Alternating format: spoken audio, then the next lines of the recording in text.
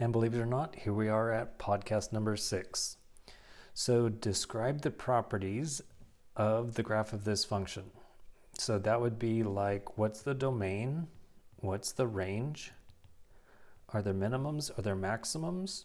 And also draw a sketch of the graph.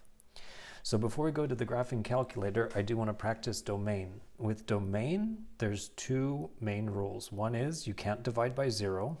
As you can see, this one has no division, so we don't have to worry about that first rule. And then the second one is whatever's inside of a square root needs to be bigger than or equal to 0. So x minus 1 has to be bigger than or equal to 0. That way we don't get imaginary numbers. Okay, so to solve this, I just need to add 1 to both sides. So that means that x is bigger than or equal to 1.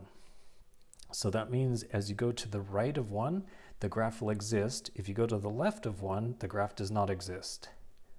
And now for the graphing calculator. So just go to the y equals, and this function was x minus 5, and then second square root x minus 1.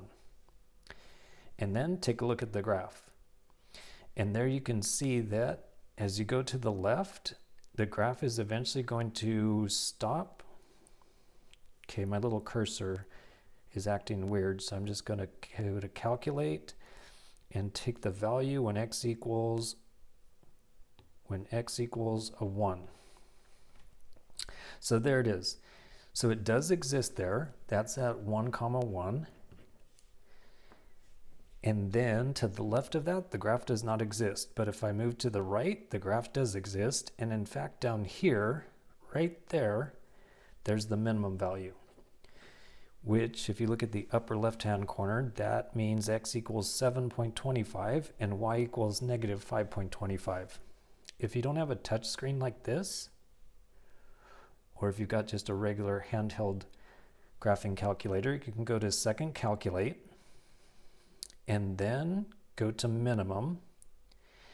And just by looking at the graph, I could see that the answer is somewhere between 6 and 8, but I'm going to give it a little more room and say look between 4, and on the right, let's say 10, and then I can on this say enter, and then it gives me that minimum, x equals 7.25, y equals negative 5.25.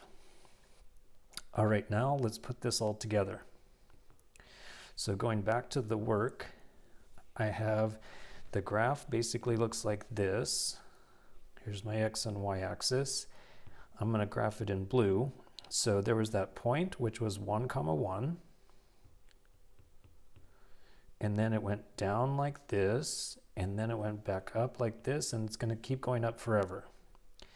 And then we found out that the minimum is at x was 7.25 and y was negative 5.25.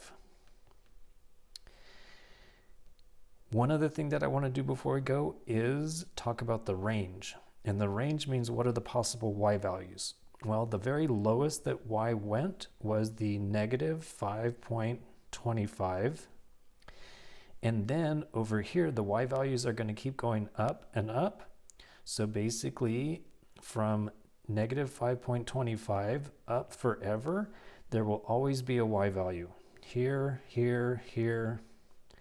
And the very lowest it gets is the negative 5.25. And then I'm just going to put that up here at the top by my domain, and then say that the range goes from negative 5.25 and then up forever. And there we go.